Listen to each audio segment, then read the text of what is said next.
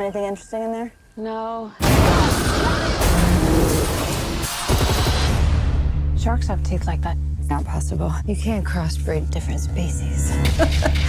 Alex, what kind of a journey did you have creatively from Ex Machina to this? Both female-centric films.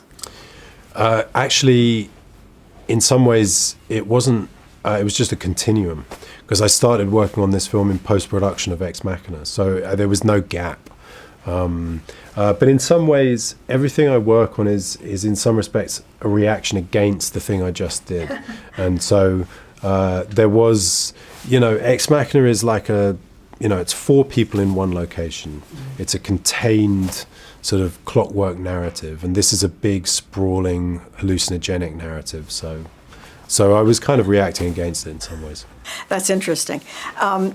These women are all professionals, are at the top of their game, but they have great character and bravery and all these wonderful things. And the time couldn't be better for this kind of female empowerment. And I guess that's a huge coincidence. I don't know, but it's great, very gratifying. I think it's more complex than that, in as much as that it can't. Look, there's an element of coincidence, but the situation that exists now also existed 3 years ago, and 3 years before that, and 3 years before that. Right. So it doesn't exactly feel right to say coincidence. It's more just maybe all a bit late. Yes, that's it. I'm an avid gardener, and here, what are you doing to flowers? Well, it's a great image.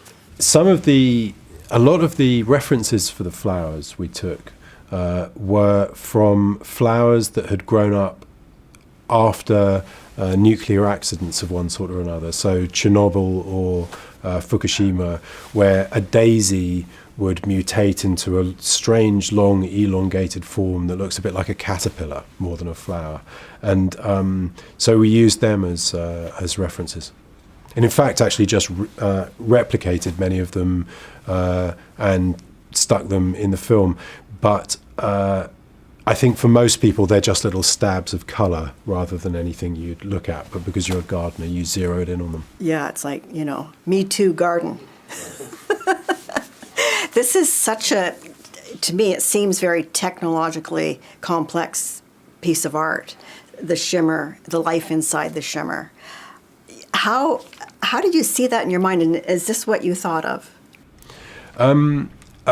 Look, it is what I thought of, but if I say that, what it does is it then undermines the work of a lot of people, because the thinking of it is only one small component part. If I write exterior shimmer day, coloured lights in the sky, right, that doesn't give you anything you can stick a camera at and shoot.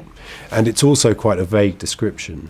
And then really what happens is a lot of people, DOP, production designers, visual effects artists, practical effect artists, and so on, all sit around and have a large sort of collective conversation about how the hell we're actually going to do this.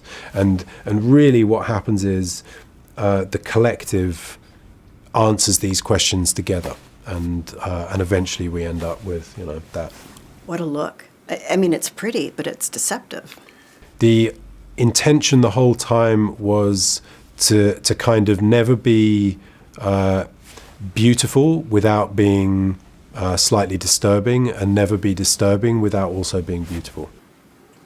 Speaking of conventional beauty, the women aren't wearing makeup. They're not having their hair done. What they're wearing film makeup, which is designed to look like you're not wearing makeup. But yeah, basically they're not. You get my drift. I get you. An ordinary person says, wow, this is so brave of them. Yeah.